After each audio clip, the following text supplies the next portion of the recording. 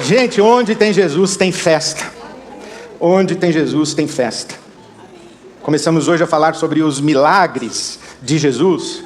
Inclusive no Evangelho de João, no capítulo 2, para onde eu vou agora com você, está registrado aquele que João considera o primeiro milagre de Jesus. Que inclusive o João não chama de milagre, João chama de sinais. Ele não usa o termo milagres, ele usa sinais. Lá no final do Evangelho, no capítulo 21, ele diz que Jesus fez muitos sinais, realizou muitos sinais, mas ele, João, escolheu registrar apenas 7 sinais, que chamamos milagres, e ele disse: estes que eu escolhi registrar foram escritos para que vocês creiam que Jesus é o Cristo, e crendo tenham vida em seu nome. Ora, fica muito explícito, a gente não precisa sequer tentar entender e interpretar, porque o próprio João diz: olha, a finalidade destes sinais é que você compreenda, entenda, venha a crer que Jesus é o Messias, o Cristo. O Cristo é o Messias. Então, João declara que a finalidade do que Jesus faz e de tudo quanto Jesus faz é para testificar a sua messianidade. Ele é o Messias. Ele é o Messias esperado. Ele é o Messias profetizado em toda a tradição de Israel. Ele é o Messias que o povo de Israel esperava. Ele é aquele que inaugura o reino messiânico, o reino prometido pelos profetas, um reino que não terá fim, um reino eterno, um reino de fartura, abundância, um reino de paz e justiça, um reino de shalom, de abundância de tudo para todos, o reino que coloca novamente toda a história e toda a criação de Deus no seu devido lugar. E Deus recebe então toda a glória. Na esperança de Israel viria um Messias. E João diz: tudo o que Jesus fez foi para dizer: eu sou o Messias, eu sou aquele que vocês estavam esperando. Estes sinais foram escritos para que vocês saibam e creiam que Jesus é o Cristo, e crendo tenham vida em seu nome. Veja, diz aquele ditado, né, que o sábio aponta para a lua e o tolo olha para o dedo. Os sinais, os milagres, apontam para a messianidade de Jesus. Os milagres não são feitos para Jesus mostrar que era Deus. Os milagres não são feitos para provar a divindade de Jesus, muito ao contrário. Pense o seguinte: os céus são os céus do Senhor. Salmo 116. A terra Deus a deu aos filhos dos homens. O mundo aqui embaixo, digamos assim, é nosso. O mundo aqui embaixo é o mundo dos homens. É o mundo da humanidade, dos seres humanos.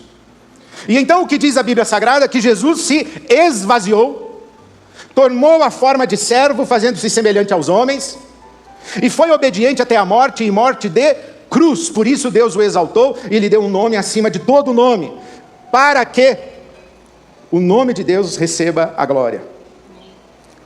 Ora, Jesus diz: eu vou lá embaixo, eu vou à terra, eu vou ao mundo dos homens, abençoar o mundo dos homens, restaurar o mundo dos homens, redimir o mundo dos homens, abençoar os homenzinhos, inclusive, pequenininhos.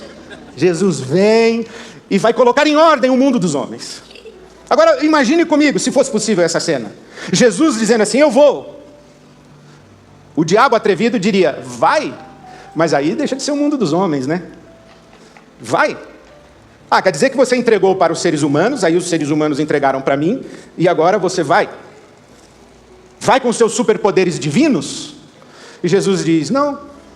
Quer que eu tire meus superpoderes divinos? Eu tiro. Aí Jesus tira o cinturão dos seus superpoderes divinos, entrega para o Pai, e mergulha, sem os superpoderes divinos.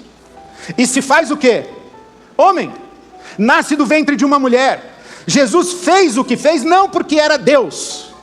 Fez o que fez porque era um ser humano. Um dia foi um ser humaninho também, pequenininho. Era um ser humano, era homem. Então os milagres de Jesus não são para mostrar que ele era Deus. Não, é que ele era homem em perfeita sujeição e submissão e obediência a Deus o Pai.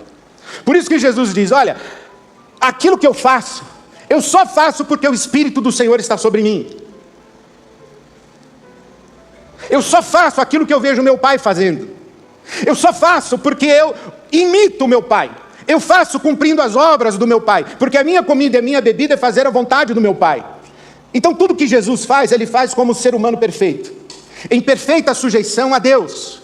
Não é porque que Jesus é Deus que ele faz milagre. Não, porque ele se esvaziou das suas prerrogativas divinas. Então João diz, olha, os milagres são sinais que testificam o que a respeito deste ser humano Jesus? Que ele é o Messias. Então os milagres, muito embora abençoam todas as pessoas que são beneficiadas por eles, milagres, eles são muito mais um testemunho da messianidade de Jesus. E esse primeiro milagre é extraordinário, maravilhoso, e como a Bíblia Sagrada nos traz sabedoria, eu penso que ele é o milagre sinal, porque é o sinal com o qual Jesus tinha que começar mesmo. Então observe comigo, João capítulo 2, onde Jesus está? Numa cidade chamada Caná, que ficava onde? Na Galileia, no norte de Israel. Jerusalém ficava no sul. A Galileia era o norte. Longe, a Galileia era longe de Jerusalém.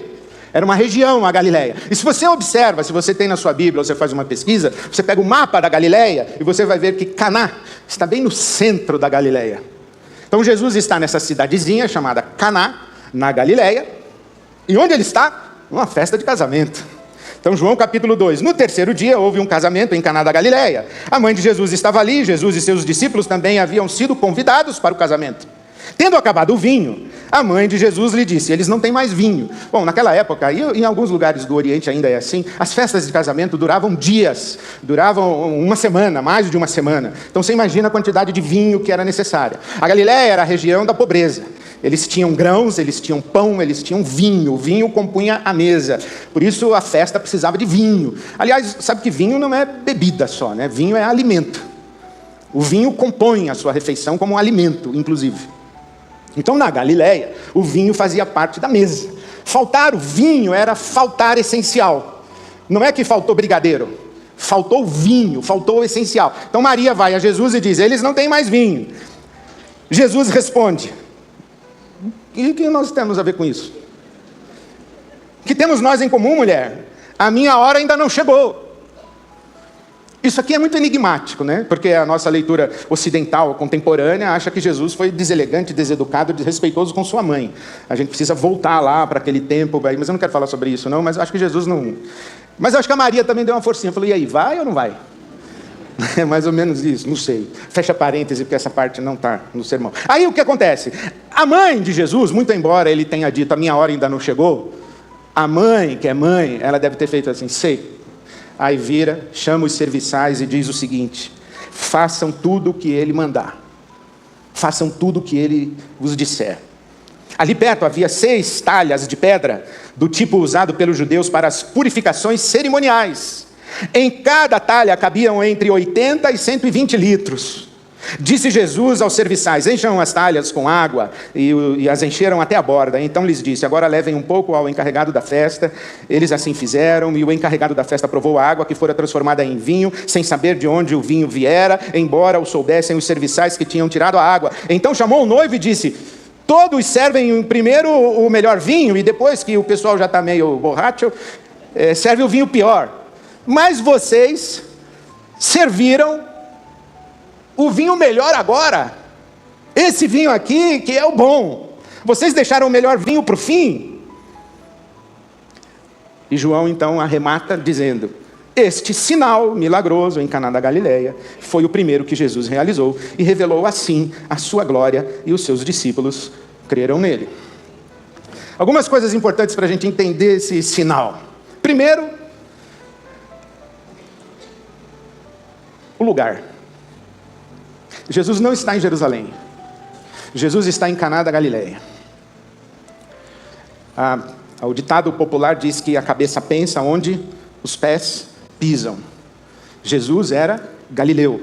Nascido em Belém, mas crescido, criado em Nazaré. Por isso é Jesus de Nazaré. Jesus cresceu na Galileia, viveu na Galileia. E isso é muito importante. Por que é importante? Porque, como eu disse, o sul, Jerusalém, é o lugar do quê? Do templo. É o centro da religião de Israel, é o centro da religião judaica. Em Jerusalém vive a elite religiosa, os sacerdotes, os levitas, os funcionários do templo. Então em Jerusalém vive a elite religiosa, a elite econômica e a elite política de Israel. A elite vive em Jerusalém, a elite governante de Israel vive em Jerusalém, a elite vendida para o Império Romano vive em Jerusalém. E fora de Jerusalém, especialmente no norte, na Galileia, vivem os camponeses, os pescadores também, os pescadores, os camponeses, os agricultores. Os galileus eram chamados de Am Haaretz, o povo da terra. E eles eram o povo da terra, não porque eram camponeses, mas Am Haaretz era uma expressão pejorativa para dizer que eles eram pobres e ignorantes. Em João capítulo 7, verso 48 e 49, há uma informação muito interessante que João nos concede, que a elite de Jerusalém, quando percebeu que Jesus era popular na Galileia, os poderosos de Jerusalém disseram o seguinte: quem aqui acreditou nesse Nazareno? Somente essa ralé, que nada entende da lei, é que acreditou nele. Os galileus eram considerados a ralé, era o povão pobre e ignorante. Caná, na Galileia, era periferia de Israel, não era Jerusalém. Havia um ditado entre os sacerdotes e os religiosos, os fariseus em Jerusalém, que dizia: Galileia, Galileia, que odeia a Torá.